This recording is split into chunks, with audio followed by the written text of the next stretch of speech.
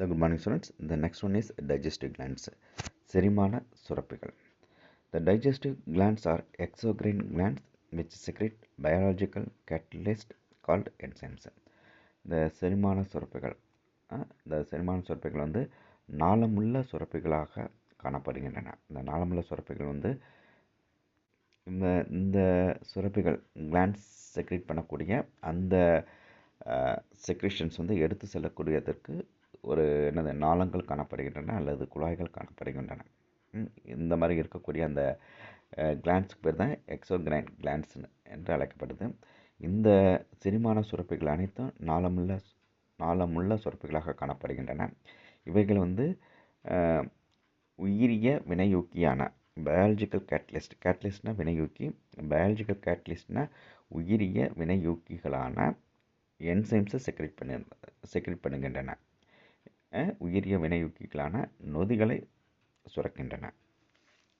The digestive glands associated with the alimentary canal are salivary glands, liver and pancreas.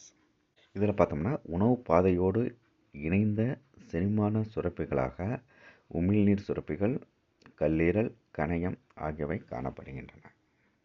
Stomach wall has gastric glands that secrete gastric juice and the intestinal mucosa secretes intestinal juice. இது மட்டும் இல்லாமல் இரைப்பை சுவரில் உள்ள இரைப்பை சுரப்பிகள் இரைப்பை நீரையும், ஸ்டமக்கான இரைப்பை, இதில் வால் மீன்ஸ் இதனோட சுவற்றில் காணப்படக்கூடிய அந்த கேஸ்ட்ரிக் கிளாண்ட்ஸ் மீன்ஸ் இரைப்பை சுரப்பிகள். இது என்னத்தை செக்ரேட் பண்ணுதுன்னா கேஸ்ட்ரிக் ஜூஸ், இரைப்பை நீரையும்.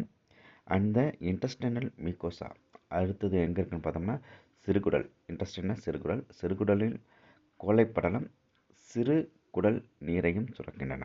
இன்டெஸ்டைனல் ஜூஸையும் செக்ரேட் பண்ணுது. மொத்தம் எத்தனை இருக்குன்னு பார்த்துக்கோங்க. Salivary glands, liver, pancreas, stomach and intestines. இவைகள் எல்லாமே கிளாண்ட்ஸை பெற்றிருக்கு. இவைகள் ஒவ்வொன்றும் ஒவ்வொரு டைப்பான அந்த என்சைம்ஸை செக்ரேட் பண்ணுது. The first one is salivary gland, உமிழ்நீர் சுரப்பிகள். There are 3 pairs of salivary glands in the mouth. நம்முடைய வாய்க்குழியில் 3 இணை உமிழ்நீர் சுரப்பிகள் காணப்படுகின்றன. They are the largest parotid glands in the cheek, the submaxillary, submandibular in the lower jaw and the sublingual beneath the tongue.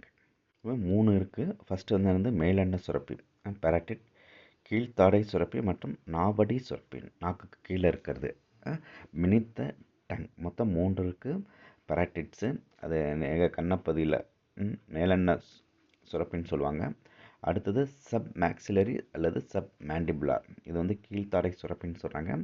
இன்னொன்று வந்து lower அந்த sublingual means நாவடி சுரப்பின்னு சொல்லுவாங்க. Lingual means டங்குன்னு சொல்லுவாங்க. இது நாவடி சுரப்பின்னு சொல்லுவாங்க, பினித்த டங்.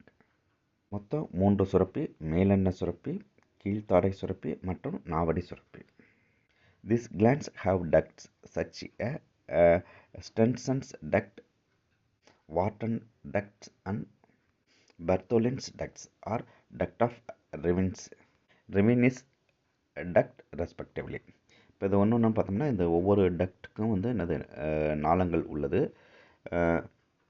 மேலெண்ண சுரப்பியின் நாளத்துக்கு ஸ்டென்சனின் நாளம் என்ற பெயர், கீழ்த்தாடை சுரப்பியின் நாளத்திற்கு வார்டனின் நாளம் என்ற பெயர், இந்த கடைசியாக இருக்கக்கூடிய நாவடி சுரப்பி நாளத்திற்கு ரெமினிஸ் நாளம் அல்லது பர்த்தோலின் நாளம் என்று அழைக்கப்படுது. ஒவ்வொன்றுக்கும் அப்படியே கரெக்டாக 1 by 1 கொடுத்துருக்காங்க. கேர்ஃபுல்லாக படிச்சுக்கோங்க.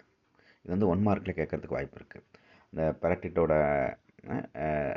நாளத்துக்கு பேர் என்ன, அந்த சப் மேக்சிலரி அல்லது சப் மேண்டிபுலரோட அந்த டக்ட் பேர் என்ன, அதே மாதிரி சப் லிங்குவலோட டக்ட் பேர் என்னன்றது ஒன்று கேட்கலாம்.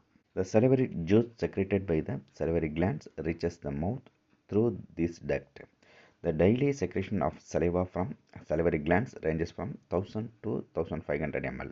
இந்த நாளங்கள் வழியாக உமிழ்நீர் வாய் வழியாக வாயை வந்து அடைகின்றன.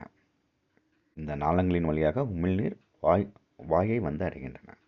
இந்த சுரப்பிகளிலிருந்து ஒவ்வொரு நாளைக்கும் ஏறத்தாழ 1000 முதல் 1500 மில்லி உமிழ்நீர் சுரக்கின்றது. தேங்க்யூ.